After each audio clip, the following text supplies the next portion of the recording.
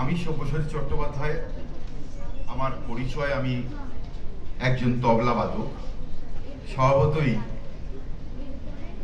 তবলা মানে ছন্দ, ছন্দ মানে লয়, এবং কবিতাতেও তার অভিব্যক্তি আমরা দেখতে পাই। আমার ভালো লেগেছে যে এই ধরনের কবিতা উৎসবে আমরা যারা যন্ত্রশিল্পী তাদের কথা ইন্দ্রাণী ভেবেছে।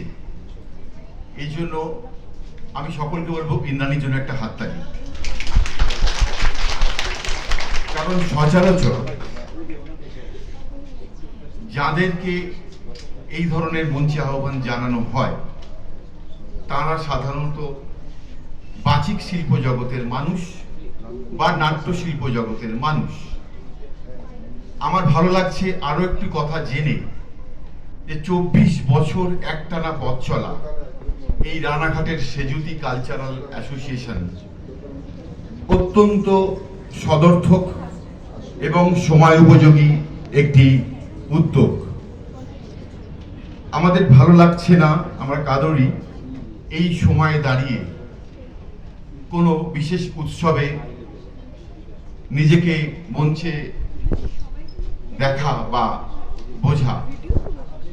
তবুও বিষয়টা তো এমন নয় যে আমাদের কৃষ্টি সংস্কৃতি বাংলার যে বিশ্বত্ব সেটা একটা বিশেষ দিক, যেটা অন্যান্য দেশ অন্যান্য রাজ্য আমাদের এই বাংলা পশ্চিমবঙ্গকে যথেষ্ট সম্মান করে আরো একটা কারণে আমাদের কৃষ্টি, আমাদের সংস্কৃতি এবং আমাদের সার্বিক চর্চা।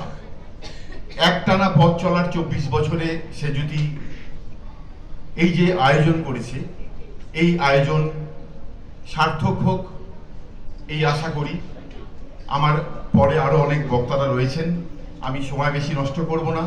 আর তাছাড়া ছোট ছোট বাচ্চাদের দেখতে পাচ্ছি তারা বিভিন্ন পারফরমেন্স করবে, তাই আমি আমার বক্তব্য শেষ করলাম। ভালো থাকবেন, নমস্কার।